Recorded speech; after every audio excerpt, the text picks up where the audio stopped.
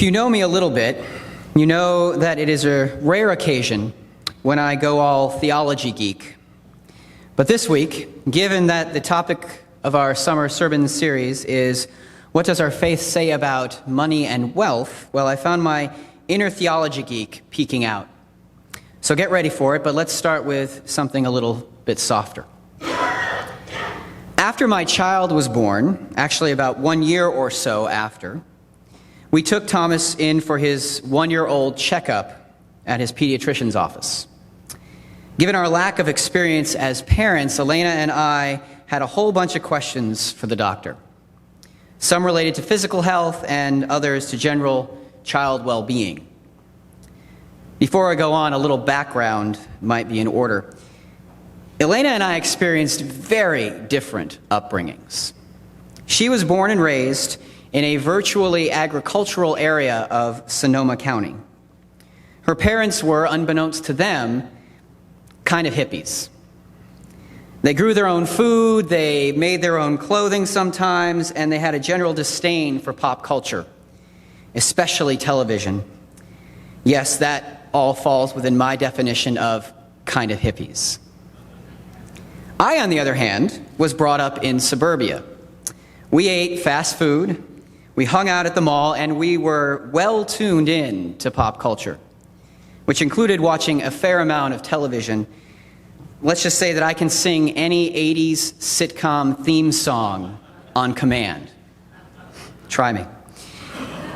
Needless to say, given our different upbringings, we had different views on the appropriateness of screens for our child.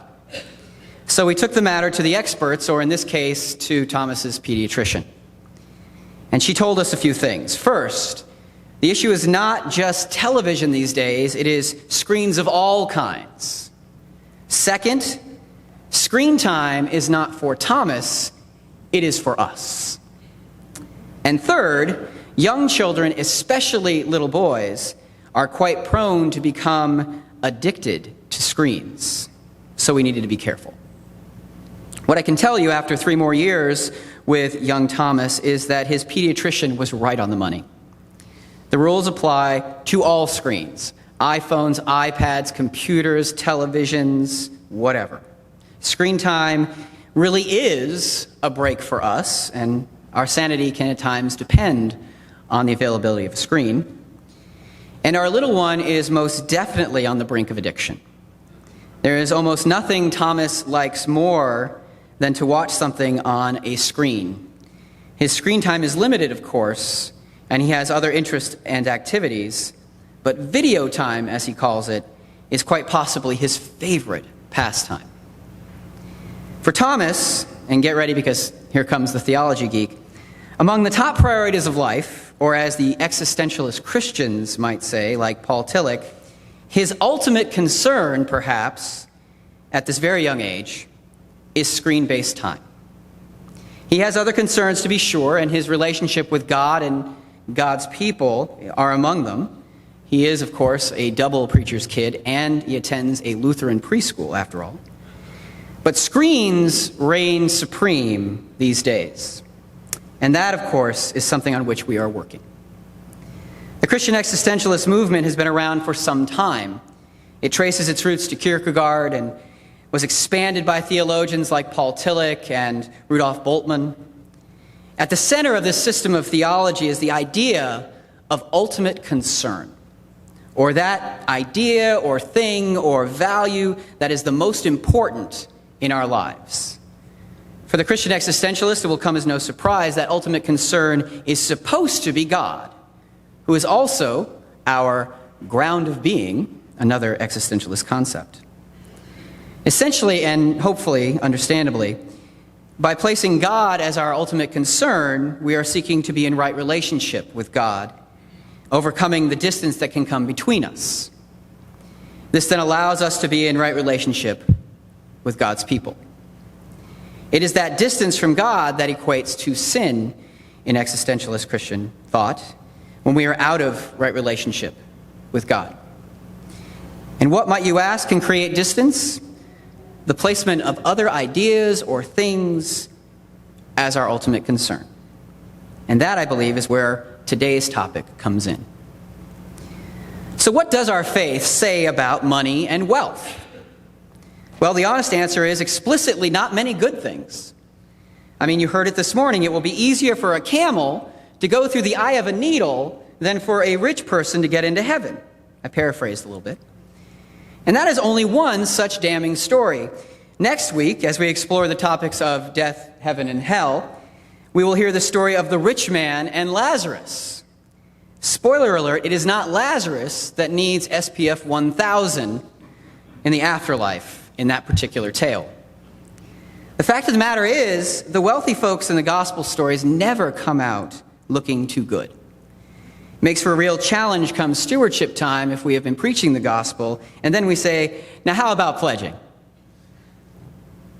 No? Okay. I will point out that simultaneously, while delivering this message, Jesus had no trouble receiving the help of wealthy people. And this is where some of the implicit commentary comes into play. There is scholarship that suggests that Joseph of Arimathea and Nicodemus were among these wealthy patrons, not to mention women like Mary Magdalene or Joanna or Susanna. And in the stories of Paul, he is often reliant on the goodwill and hospitality of people of means. Lydia comes to mind. As a side note, despite the lack of outright affirmation in the scriptures, women did play an important role in the development of the Christian faith. So perhaps the money itself was not the problem. Instead, it comes back to the matter of priorities. In our gospel story this morning, the rich young man has no trouble coming up with the right response to Jesus' initial query, for he, the young man, keeps the commandments. Yet he goes away grieving because Jesus' next expectation was beyond his capacity. The story tells us he had many possessions. And we can understand from his reaction that he was too attached to them to let them go. Attachment is not only a concern in Christian theology, but the chief stumbling block in other faith and moral traditions as well, such as Buddhism. When we are attached to things at the detriment to our commitment and connection with people, or we are attached to anything that serves as an obstacle in our relationship with God, therein lies the issue. For our relationship with God and with God's people is to be our ultimate concern, and from that all things flow. In the case of money and wealth, then, it is not the money, the wealth that are the problem. The problem arises when the money becomes more important than anything else in our lives, or that which we can buy with that money. It is not wealth, but the accumulation of wealth done at the expense of all else. It may sound trite, but this makes me think of A Christmas Carol, and because I am the parent of a young child, Mickey's Christmas Carol is the version with which I am most familiar these days. When the ghost of Christmas past comes to visit, you and I know him as Jiminy Cricket, he pinpoints the moment when Scrooge started down the wrong path. And that, if you will recall in the story, is the moment he chose money and the accumulation of wealth over the love of Belle, played brilliantly by Daisy Duck. I apologize to the Dickens purists among us this morning, but I have watched this version about 36 times over the past 2 years. Screens. It's good stuff. Now, I want to be clear on this point. As I have suggested already, I do not believe that money in itself is bad or sinful. If I did, it would seem a little hypocritical for me to accept a salary. Inanimate objects are really not capable of being sinful. It is how we approach them and what we do with them that leads to trouble. And I think the scriptures support this point, for was it not Jesus who is attributed to have said, "Where your treasure is, your heart will also be." That statement is based on the premise that people have money. And it speaks to the idea that our priorities, our concerns, are demonstrated by how we approach and utilize our resources. And when the accumulation of these resources over and against our relationships with God and with others become our ultimate concern, therein lies the problem. I'm sure we all know people who demonstrate both sides of this situation, someone for whom money is the most important thing in their lives, and someone who demonstrates an incredible capacity to share of their resources, making clear the importance of their faith and of the welfare of others. There are people like this in every congregation in Christendom, I am certain.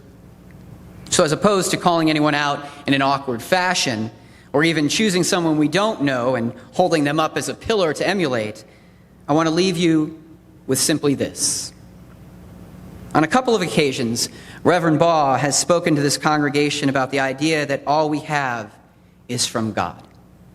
He often offers our introduction to offertory like he will this morning, and that's a good message for that purpose and for us in general.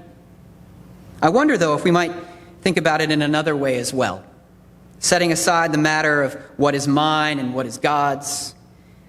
There's a wonderful scene and song in the musical Les Miserables, during which the bishop, from whom ironically Valjean is about to steal, invites Valjean into his home, singing, "Come in, sir, for you are weary, and the night is cold out there. Though our lives are very humble, what we have to share." To Valjean, these words are ironic, given how much more they have than he. And rather than hear the message, he acts out, taking from his generous host, demonstrating how he has missed the point. All things, as we know, are relative, yet we are called by God to be generous with what we have. It's a core value of our faith. And when we begin to worry about having more than others, more than we need, more than for just ourselves, more for the sake of more, we are straying from the point. Our faith tells us that money and wealth, like other resources we have, are meant to be shared in ways that make the lives of others better. Our family, our friends, our community.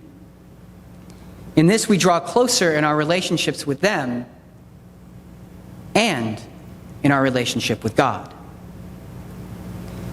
May we strive to understand these words, and may we endeavor to embody them in whatever ways we are able.